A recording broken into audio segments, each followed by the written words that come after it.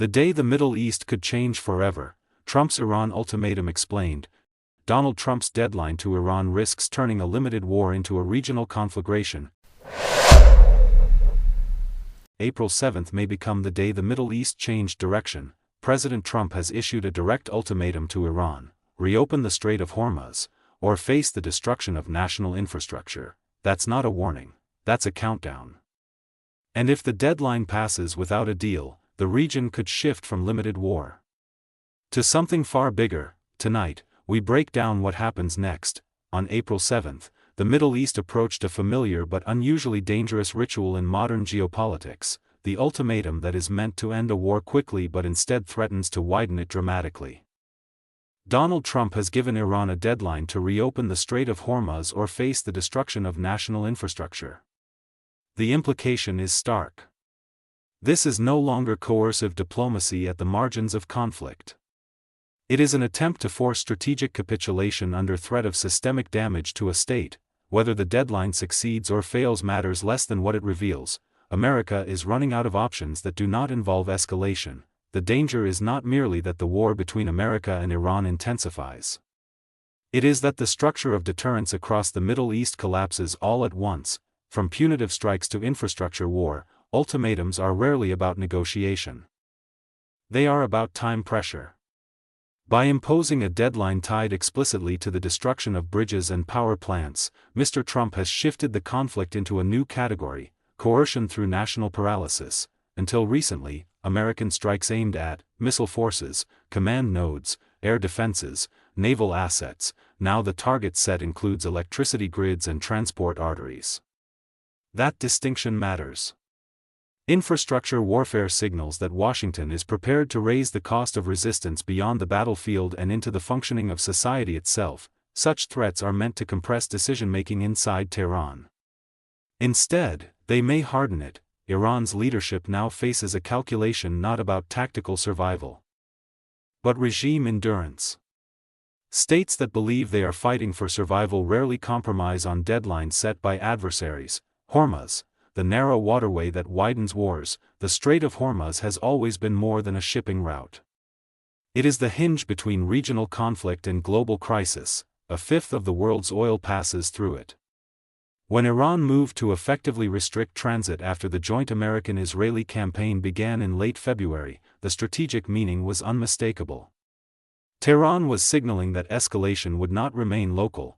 Closing Hormuz transforms a bilateral confrontation into a systemic shock. Oil markets react at once. Insurance rates spike. Asian economies feel the strain first. European industry follows. American consumers notice last, but politically, often most sharply. This is why the strait is not merely a battlefield goal. It is leverage, and leverage rarely disappears quietly once used. Tehran's unexpected answer to air superiority. Washington entered the campaign with confidence shaped by precedent. In earlier confrontations, from Iraq to Libya to Serbia, overwhelming early strikes often shattered command structures quickly enough to prevent sustained retaliation. Iran responded differently. Rather than signaling symbolic resistance, it launched missiles against Israeli targets, struck American bases across the Gulf and downed advanced planes. It also tightened its grip over Hormuz. The pattern suggests a doctrine not of retaliation, but of layered escalation. This surprised American planners who expected calibrated responses designed for domestic audiences. Instead, Iran has behaved like a state convinced that escalation improves its bargaining position. Such behavior narrows diplomatic exits for both sides. Israel's war is not America's war. Another complication lies in the asymmetry between allied aims. Benjamin Netanyahu has long viewed confrontation with Iran as an opportunity to reshape the strategic balance of the Middle East permanently. For Israel, degrading Iran's missile forces is not enough. The aim is to break the regional projection of Iranian power altogether. America's goals are more ambiguous. Mr. Trump wants to end Iran's nuclear ambitions and reopen Hormuz. He also wants a quick victory before domestic political costs accumulate. These goals are not identical to Israel's. Alliances often function best when wars are short. When conflicts lengthen, differences in endgames emerge. this war is already long enough for those differences to matter. The Gulf monarchy's quiet calculation. Across the Arabian Peninsula, the reaction has been cautious but strategic. Saudi Arabia and its neighbors share Israel's interest in weakening Iran, but they also sit within range of Iranian missiles. Their dilemma is familiar: if America escalates and wins quickly, the regional balance shifts decisively. If America escalates and becomes trapped, Gulf infrastructure becomes the retaliation zone. Energy exporters prefer stability. Yet they also recognize rare opportunities when rivals weaken. That ambiguity explains why support for escalation is real, but rarely public. The domestic constraint in Washington: foreign wars rarely end because of battlefield arithmetic alone. They end when domestic tolerance shifts. Recent polling in America suggests that support for the campaign is eroding. Majorities oppose air strikes. Many Republicans favor ending the war even without achieving all goals. Rising fuel prices sharpen the effect. Mr. Trump therefore faces a familiar presidential dilemma. To withdraw risks appearing weak. To escalate risks widening the war. Ultimatums often appear precisely at such moments. They promise decisive outcomes without prolonged commitment. History suggests they seldom deliver either. The legal shadow over infrastructure targeting, threatening national electricity networks and transport corridors, carries consequences beyond strategy.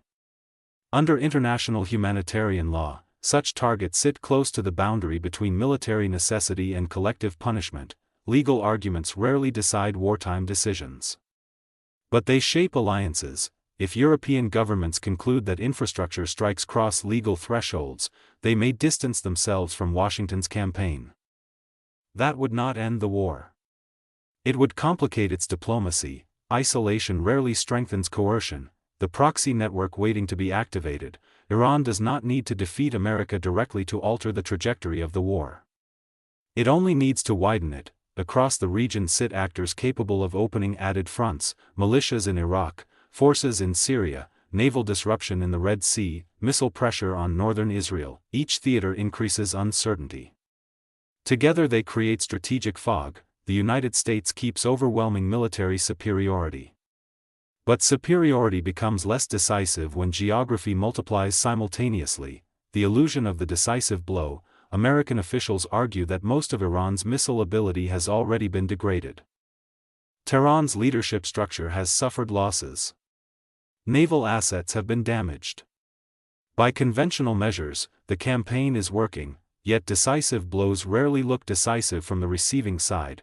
Iran's willingness to continue retaliatory operations suggests its threshold for escalation remains intact. In wars between unequal powers, endurance often substitutes for parity. Washington seeks closure.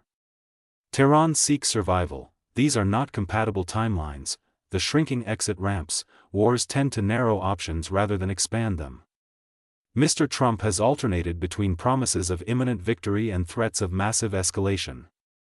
That duality reflects a negotiating instinct drawn from business: keep multiple options until the final moment. But military conflicts are not property deals. Options shrink as casualties mount, alliances shift, and credibility hardens. Each extension of the ultimatum signals flexibility. Each renewal also signals impatience. Eventually one of those signals dominates. A region balanced on a deadline, April 7 matters less as a date than as a decision point. If Iran reopens Hormuz partially, tensions may ease temporarily. If America strikes infrastructure, escalation becomes almost inevitable. If neither side yields, the conflict drifts toward a broader regional war by inertia rather than intention. The Middle East has seen many such moments. Most passed without catastrophe. A few did not. What makes this one unusual is the combination of factors converging simultaneously: a blocked maritime choke point, a wounded but resilient regional power, an American president under domestic pressure, an Israeli government seeking strategic transformation, and energy markets already under strain. Ultimatums promise clarity. They usually produce ambiguity instead. The deadline at Hormuz is unlikely to end the war. It may simply decide how much larger it becomes.